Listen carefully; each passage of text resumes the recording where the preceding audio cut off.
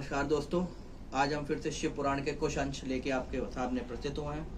गुरु जी से, भगवान महादेव से, शिव शक्ति, कुल देवी वैष्णव और पितरों से प्रार्थना है कि पाठ करने वाले और सुनने वाले को दोनों का इसका पुण्य मिले। तो आइए इसकी शुरुआत करते हैं। कुछ अंश।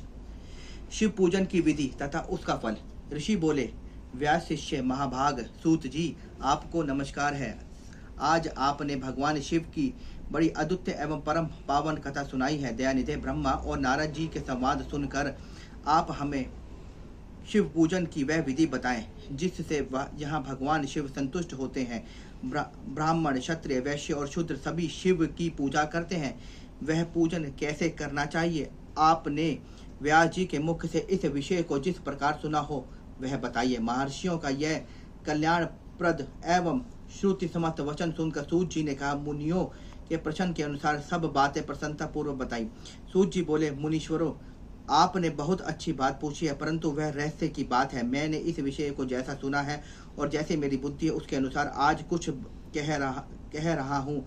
जैसे आप लोग पूछ रहे हैं उसी तरह पूर्व काल में व्यास जी ने सनत कुमार से पूछा था, फिर उसे उपमन्यु जी ने भी सुना था। व्यास जी ने शिव पूजन आदि जो भी विषय सुना था उसे सुनकर उन्होंने लोकहित कामना से मुझे पढ़ा दिया था। इसी विषय को भगवान श्री कृष्ण ने महात्मा उपमन्यु से सुना था। पूर्व काल में ब्रह्मा जी ने नारद जी से इस विषय में जो कुछ कहा था वही इस समय मैं कहूँगा। ब्रह्मा जी ने कहा, नारद, मैं संक्षेप से लिंग पूजन की विधि बता रहा हूँ, सुनो। जैसा पहले कहा गया है वैसा जो भगवान शंकर का सुखमय, निर्मल एवं सनातन स्वरूप है उसका उत्तम भक्तिभाव से पूजन करे। इससे समस्त मनवांछित फलों की प्राप्ति होती है। दरिद्रता, रोग, दुख तथा शत्रु जनित पीड़ा, ये 4 प्रकार के पाप कष्ट अब तभी तक रहते हैं जब तक मनुष्य भगवान शिव का पूजन नहीं करता है। भगवान शिव की पूजा होते ही सारे दुख विलीन हो जाते हैं और समस्त सुखों की प्राप्ति हो जाती है।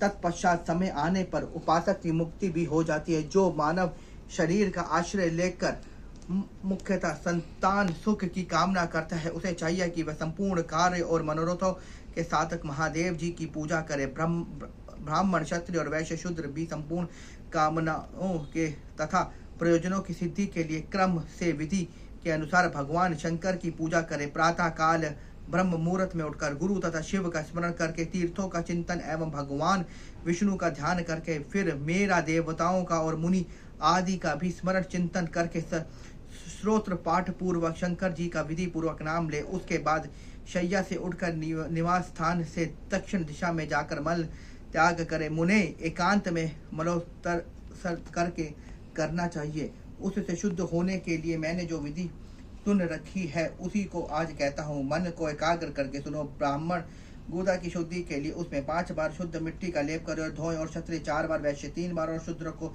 2 बार विधि पूर्वक गुदा की शुद्धि के लिए उसमें मिट्टी लगाए। लिंग में भी एक बार प्रतन पूर्वक मिट्टी लगानी चाहिए। तत्पश्चात बाएं हाथ से 10 बार और दोनों हाथों में 7 बार मिट्टी लगाकर धोएं। प्रत्येक पैर में 3 बार मिट्टी लगाएं। फिर दोनों हाथों में भी मिट्टी लगाकर धोएं। स्त्रियों को शुद्ध की ही भांति अच्छी तरह मिट्टी लगानी चाहिए। हाथ पैर धोकर पूर्वक शुद्ध मिट्टी ले और उसे लगाकर दांत साफ करे। फिर अपने वर्ण के अनुसार मनुष्य दत्वन करे। ब्राह्मण को 12 अंगुल की दत्वन करनी चाहिए, क्षत्रिय को 11 अंगुल की, वैश्य को 10 अंगुल की, शूद्र को 9 अंगुल की दत्वन करे। और यह दत्वन का मान बताया गया है। मनुस्मृति के अनुसार काल दोष विचार करके ही दत्वन करे या त्याग दे। तात षष्ठी, प्रतिपदा, अमावस्या, नवमी, व्रत आदि का, सूर्यास्त का समय, रविवार तथा श्राद्ध दिवस ये दंतावदन के लिए वर्जित है। इसमें दत्वन नहीं करना चाहिए। दत्वन के पश्चात तीर्थ, जलाशय आदि में जाकर विधि पूर्वक स्नान करना चाहिए। विशेषतः देश काल आने पर मंत्रोच्चारण पूर्वक स्नान करना चाहिए। स्नान के पश्चात पहले आचमन करके वह धुला हुआ वस्त्र धारण करे। फिर सुंदर एकांत स्थल में बैठकर संध्या विधि का अनुष्ठान करे तथा यथा योग्य संध्या विधि का पालन करके पूजन कार्य आरंभ करे। मन को सुस्थिर करके पूजा गृह में प्रवेश करे। वहां पूजन सामग्री लेकर सुंदर आसन पर बैठे। पहले न्यास आदि करके क्रमशः महादेव जी की पूजन करे। शिव की पूजा से पहले गणेश जी की, द्वारपालों की, दिव्य लोकपालों की भली भांति पूजा करे। पीछे देवताओं के लिए पीठ स्थान की कल्पना करे अथवा अष्टदल कमल बनाकर पूज्य द्रव्य समीप बैठे और उस कमल पर ही भगवान शिव को समासीन करे। तत्पश्चात 3 आचमन करके पुनः दोनों हाथों को जोड़कर 3 प्राणायाम करके मध्य प्रणाम अर्थात तुम्बक करते हुए त्रिनेत्रधारी भगवान शिव का इस प्रकार ध्यान करें। उनके 5 मुख हैं, 10 भुजाएं हैं, शुद्ध स्फटिक के समान उज्ज्वल कांति है, सब प्रकार से आभूषण और श्री अंगों से विभूषित करके तथा वे व्याघ्र चम्र चादर ओढ़े हुए हैं। इस तरह ध्यान करते हुए भगवान भावना करते हुए करे कि मुझे भी इनके समान ही रूप प्रदान हो जाए। ऐसी भावना करके मनुष्य सदा के लिए अपने पापों को भस्म कर डाले। इस प्रकार भावना द्वारा शिव का ही शरीर धारण करके उन परमेश्वर की पूजा करे। शरीर शुद्धि करके मूल मंत्र का क्रमशः न्यास करे अथवा सर्व प्रवण से ही साष्टांग करे। ओम अग्नि इत्यादि रूप से संकल्प वाक्य का प्रयोग करके फिर पूजा आरंभ करे।